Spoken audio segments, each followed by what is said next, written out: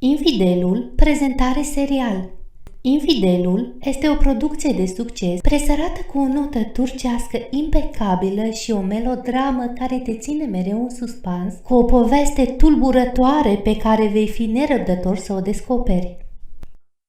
Asia este un medic de succes cu o carieră demnă de invidiat și o căsnicie aparent fericită care începe să se destrame când fidelitatea soțului devine suspectă. Volcan este un soț minunat și un tată perfect pentru fiul lor Ali.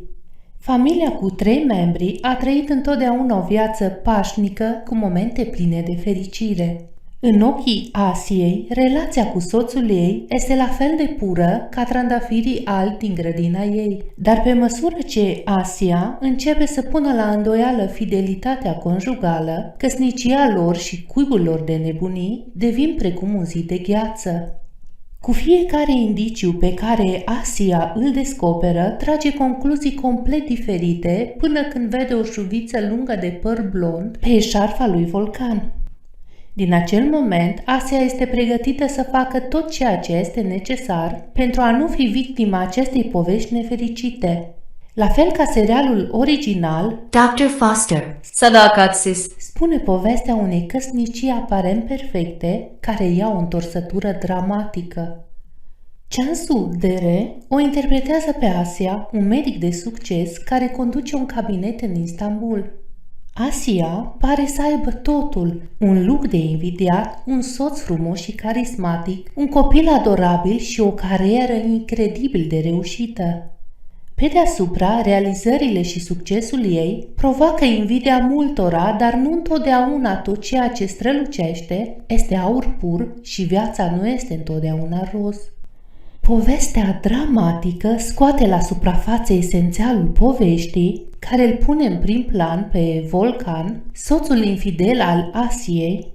În prima scenă, sarea și piperul dețin controlul la cina explozivă în care Asia se confruntă cu soțul ei și amanta acestuia în prezența părinților lui Derin, interpretată de Melis Sezen, care sunt și prietenii lor de familie.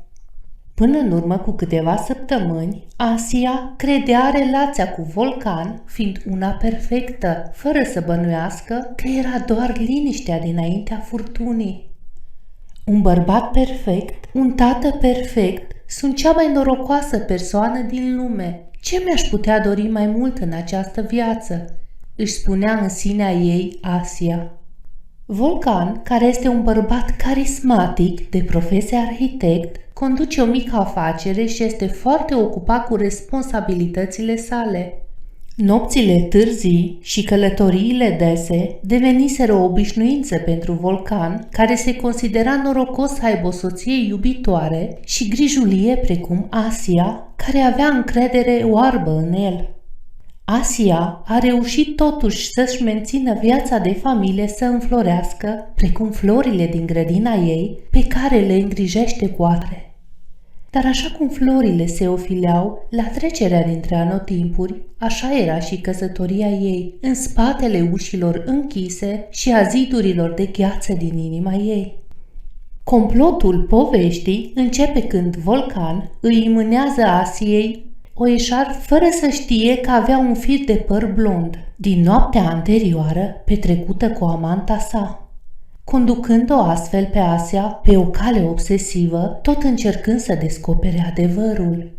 Cu toate acestea, Asia nu își pierde niciodată calmul, cu semințele de îndoială, a devenit atentă la detalii și trăiește un sentiment vizibil de resentimente.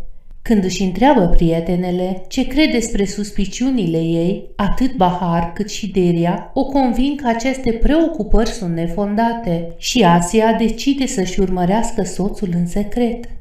Ea face o înțelegere cu o pacientă tânără pe nume Nil, interpretată de Nazl. Conform înțelegerii, Asia îi prescrie o rețetă de somnifere, iar Nil acceptă să-l urmărească pe Volcan și o informează pas cu pas. Asia caută dovezi în mașina soțului ei și descoperă un compartiment ascuns în portbagaj, unde găsește un telefon mobil cu o fotografie de fundal a lui Derin, care este fiica unuia dintre pacienții ei. Ea trăiește un mare șoc când vede fotografii din timpul unei vacanțe comune a lui Volcan, Derin și prietenii ei, Bahar și Mert, interpretat de Eren, și mesajul prietenei ei, Deria, care este la curent cu aventura secretă a soțului ei. Asia știe că suspiciunile ei sunt justificate și dă cărțile pe față. Ea nu joacă rolul unei victime, dimpotrivă, ea este hotărâtă să-și înfrunte atât prietenii care i-au ascuns adevărul, cât și pe soțul ei care va gusta treptat din furia femeii înșelate. Serialul turcesc Infidelul, o poveste realistă despre viață, iubire și trădare, se va difuza de miercuri până vineri de la ora 20 doar la Canal D România. Vă mulțumesc pentru vizionare! Pe curând!